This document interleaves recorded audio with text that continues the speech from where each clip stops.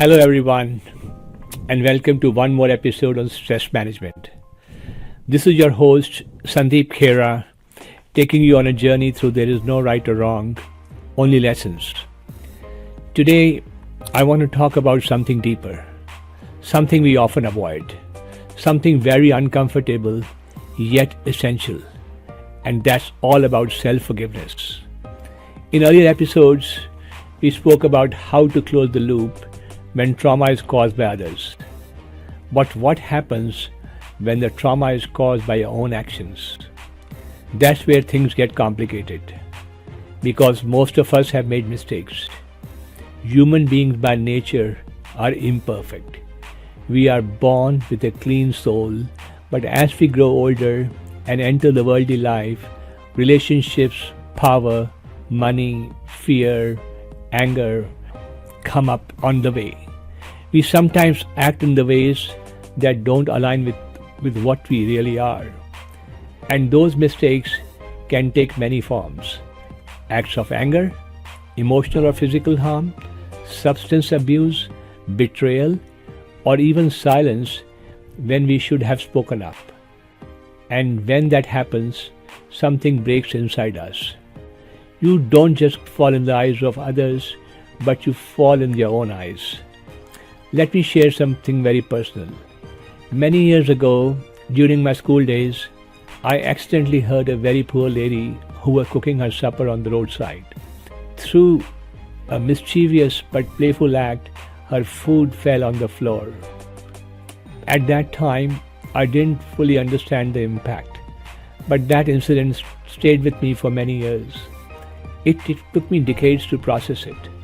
And very interestingly, I finally found relief when I acknowledged it openly much later in life by writing about it in my book in my 50s. By acknowledging it, accepting it, and confessing it publicly, something shifted. The burden reduced. And this is not uncommon.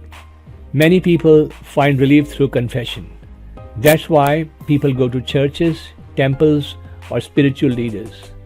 There's a deep psychological and scientific reason for this. Confession minimizes guilt. It detoxes the mind. It unloads emotional weight.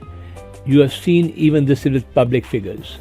Nelson Mandela openly acknowledged anger and mistakes during his younger years and transformed that honesty into moral leadership.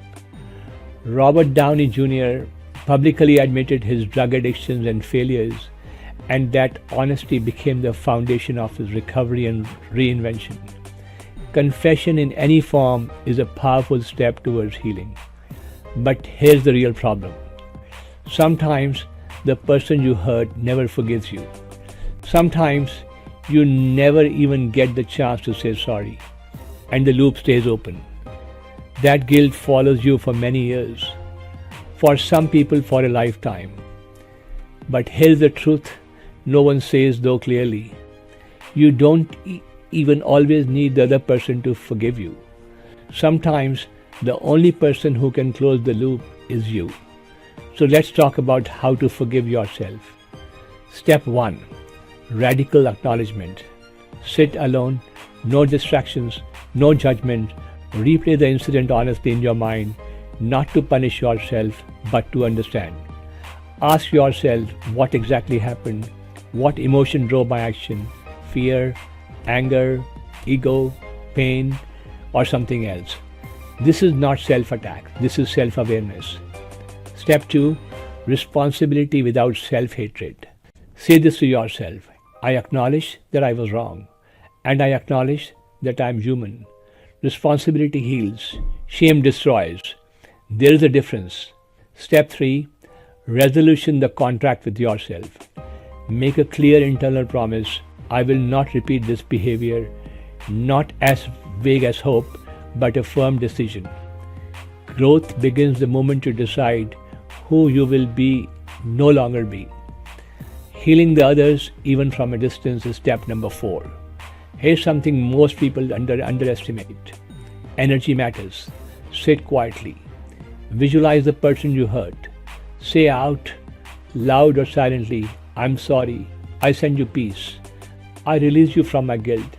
and I release myself. You'd be surprised how often healing reaches the other side. The universe works in ways we don't fully understand, but the intention is powerful. Many of you have experienced this. Thinking of someone and suddenly they call. Energy flows whether we acknowledge it or not. Last and the fifth step is service as redemption. This is a master stroke. Turn your mistake into purpose. If you caused pain, become someone who reduces pain.